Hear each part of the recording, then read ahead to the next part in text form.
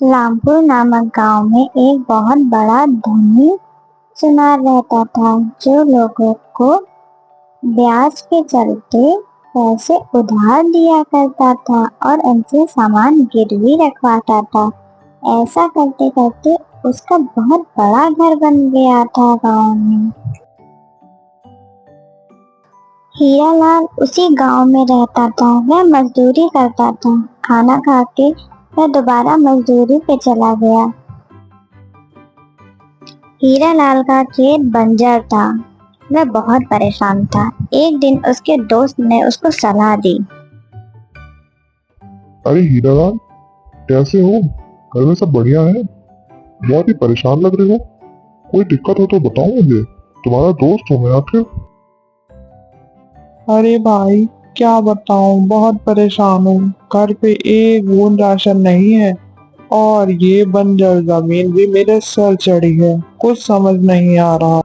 अरे तो तुम इतना दुखी क्यों हो? तुम्हारे पास कोई कीमती सामान हो तो वह सेठ धनीराम के पास जाकर गिरवी रख दो और उससे पैसे ले लो खेती करने के लिए। इतना कह के उसका दोस्त वहां से चला गया और हीरालाल सोचने लगा अब क्या करे। फिर हीरा ने जल्दी जल्दी अपने खेत का काम खत्म करके सेठ धनीराम के घर गया।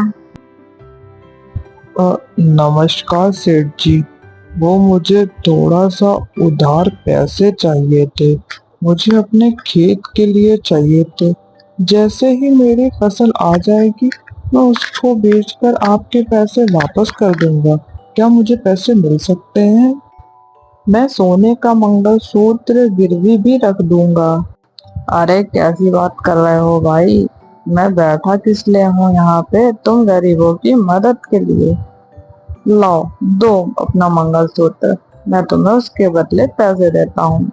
और हाँ, एक बात का याद रहे, मैं सिर्फ तुम्हें 3,000 रुपए ही दे पाऊंगा। सुनार मंगलसूत्र देखकर बोला, अरे ये तो 1,000 रुपए का है। मैंने तो फिर भी तुम्हें 3,000 रुपए दिए हैं इसके बदले। चलो ले जाओ, तुम भी क्या याद करोगे। और हाँ, जल्दी ही वापस करना। हीरालाल सुनार की बात मान गया और उसे धन्यवाद कहकर वापस अपने घर की ओर फसल काटने चला गया। कुछ दिनों बाद उसने अपने खेतों में कड़ी मेहनत करी और उन पैसों से अधिक बीज लगाए और कुछ दिनों बाद उसे अच्छी फसल हुई, जिसे बेचकर वह बहुत खुश था और उसने बहुत पैसे कमाए। दोनों पति पत्नी बहुत खुश थे क्योंकि उनके घर नई खुशियां आई थी। तभी हीरालाल अपनी पत्नी से कहता है कि वह जा रहा है वो मंगलसूत्र उस सुनार से लेने और उसे पैसे वापस करने।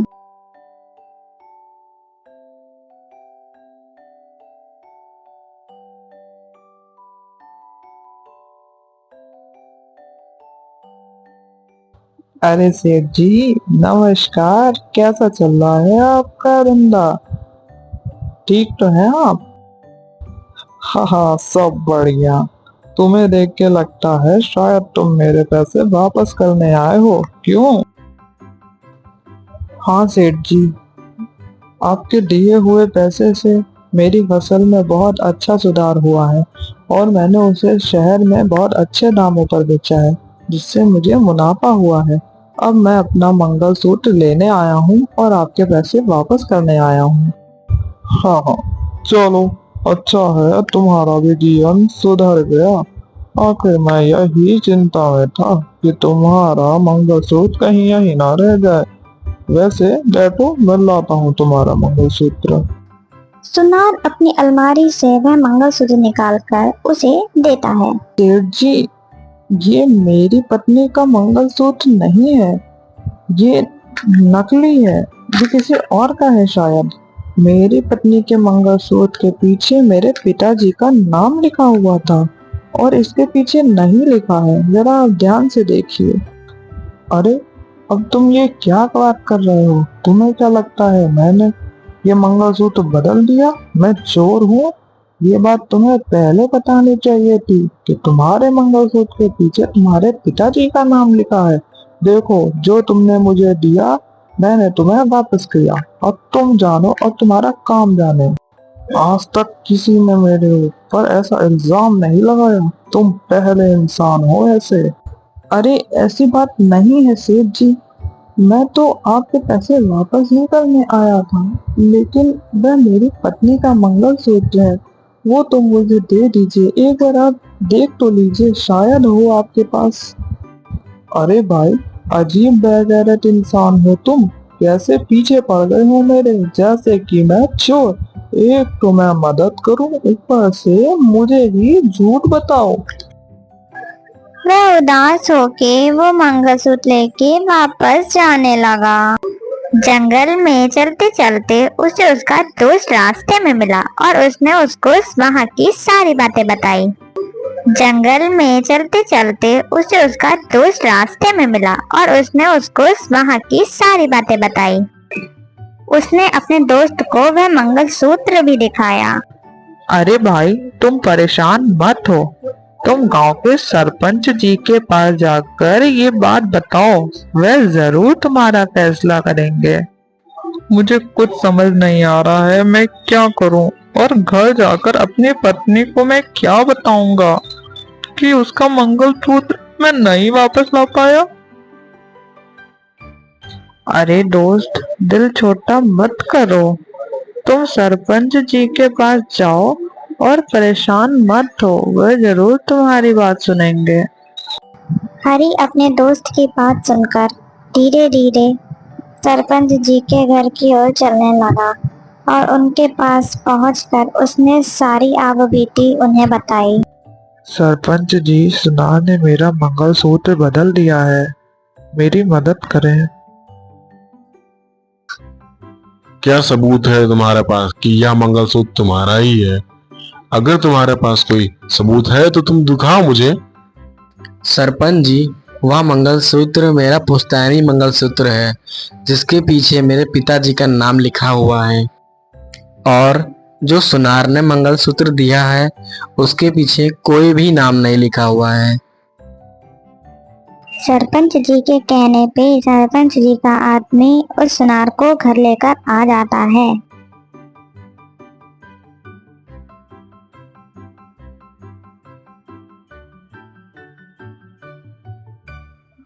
बोलो सेठ, क्या तुमने हरी का मंगलसूत्र बदल दिया है? तुम्हारे पिताजी तो ऐसा नहीं करते थे। आखिर बात क्या है सेठ? तुम मुझे सही सही बताओ। सरपंच जी, मैं तो इन गरीबों की मदद करता हूँ, इन्हें कर्ज दे के। कभी आज तक ऐसा हुआ है कि मुझे घर आना पड़े? इस हरी की ही नीयत खराब है मेरे पैसों पर, तभी ये मुझ पर उल्टे सीधे इल्जाम लगा रहा है। अगर तुम्हें इतनी ही दिक्कत है तो तुम इन गरीबों को पैसे उधार में देते ही क्यों हो? हरी, अब तुम बोलो, सच्चाई आखिर क्या है? सरपंच जी, मैं एक गरीब आदमी हूँ, मैं क्यों झूठ बोलूंगा। बस आप सेठ जी से बोल दीजिए, असली मंगलसूत्र मुझे वापस कर दें। वह मेरा पुश्तैनी मंगलसूत्र है, जिसके पीछे मेरे पिताजी का नाम लिखा हुआ। सरपंच जी, ये मुझ पे इल्जाम लगा रहा है। मैंने तो सोचा ये गरीब है, क्यों ना इसकी मदद कर दूं।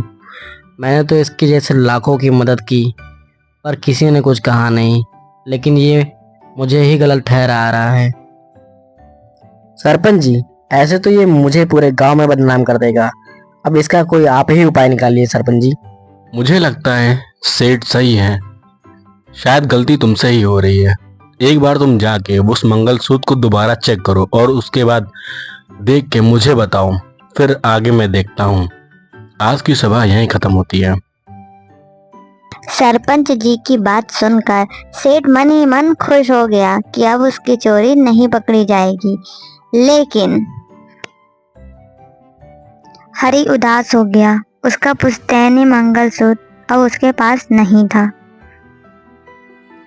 सरपंच जी के मन में एक ख्याल आया और उन्होंने अपने आदमी से कहा, मुझे लगता है ये सेठ झूठ बोल रहा है। हरी का मंगलसूत्र इसी में रखा हुआ है। ये सेठ जहाँ अपना सोना रखता है, तुम जाके उस सोने को चेक करके देखो और शायद उसमें ही हरी का मंगलसूत्र हो। मैं चाहता हूँ ये काम तुम जल्द से जल्द करो, वरना वह सेठ सतर्क हो जाएगा और अगर कहीं वह मंगलसूत्र छुपा ना दे। जी सरपंच जी, जैसा आप कहते हैं मैं वैसा ही करता हूँ। लेकिन ध्यान रहे, तुम्हें बहुत सतर्क होके सेठ के घर जाना होगा, ताकि उसे यह ना पता चले कि तुम मेरे आदमी हो। जी सरपंच जी, उसे बिल्कुल भी नहीं पता चल पाएगा कि मैं आपके आदमी हूँ, और मैं वेश बदल कर जाऊंगा, क्योंकि मेरे पास एक पुश्तैनी हार है जो कि मैं उसके घर गिरवे रखूंगा और देखूंगा कि वह हार वह बदलता है या नहीं। अगर वह बदल देगा तो वह पकड़ा जाएगा। अगले ही दिन सरपंच का आदमी भेष बदलकर सेठ के घर गया। उस सेठ जी, मुझे कुछ पैसे उधार चाहिए, क्या वो मुझे मिल सकते हैं आपसे? और मेरे पास एक पुश्तैनी हार है जो आपके पास गिरवी रख दूंगा। वैसे मैं तो किसी को उधार देता नहीं हूँ, लेकिन तुम मुझे थोड़ा ठीक इंसान लग रहे हो। ठीक है, ले लो फिर। और हाँ, पर एक बात याद रहे, जिस हार की तुम बात कर रहे थे, उस हार को तुम्हें मेरे पास गिरवी रखना होगा। हाँ हाँ, क्यों नहीं सेठ जी, जैसे ही मेरे पास पैसे आ जाएंगे मैं आपके पैसे लौटा दूंगा और अपना हार भी ले लूंगा आपसे।